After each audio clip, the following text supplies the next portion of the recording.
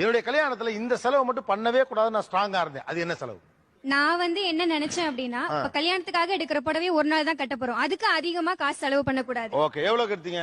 25,000க்கு எடுத்தேன்.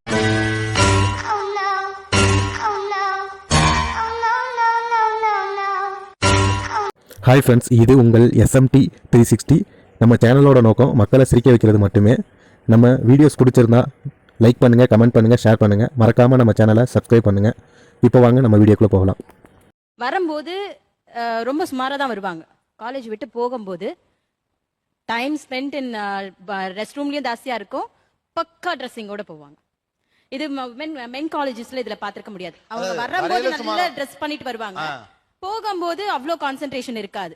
பட் இந்த பசங்கள்ல பாத்தீங்கன்னா ஆஃப்டர் காலேஜ் டைம் அப்படின்னு பாத்தீங்கன்னா ரெஸ்ட் ரூம்ல எல்லாம் ஃபுல் மேக்கப்போட தான் கீழே இறங்குவாங்க. ஓ, வரையில சுமாரா வருவாங்க, போக ஏன்னா வர்றது காலேஜுக்கு சார். ஓ, புரியுது. மென் காலேஜ் தானே, வர்றது காலேஜ், அங்க யாரு பார்க்க போறா?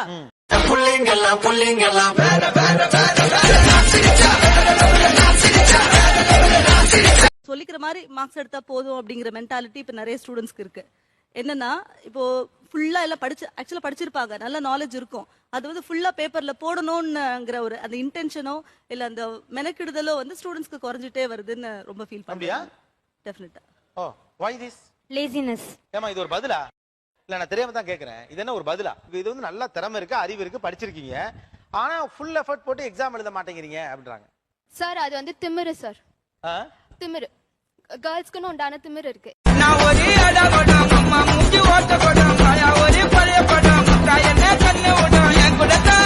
பஸ்ல போகும்போது சார் எனக்குன்னு ஒரு ராசி இருக்கு, குடிச்ச வந்தா என் பக்கத்துல வந்து உட்காருவான்.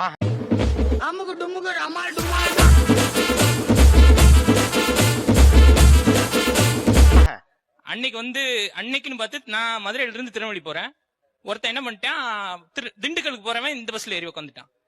குடிச்சவன் உட்காந்துக்கிட்டு கண்டக்டர் சொல்ற, யோ இது திருநெல்வேலி போற பஸ், நீ சொல்றது அந்த பக்கம் இருக்கு, இறங்க அப்படின்னு. எனக்கு அதெல்லாம் தெரியாது, நான் இப்போ எனக்கு திண்டுக்கல் இந்த பஸ் போயாகணும். ஏன்னா நான் சொல்றது கேளு, இந்த பஸ் அந்த சைடு போகாது, எனக்கு தெரியாது இந்த பஸ் அந்த சைடு போயாகணும். கண்டக்டர் கெஞ்சுறான், கூதுறான், அடிச்சு பார்த்தா எதுவுமே இதுல. கடைசியில் விருதுநகர் திண்டுக்கல்னு சொல்லி இறக்கி விட்டான்.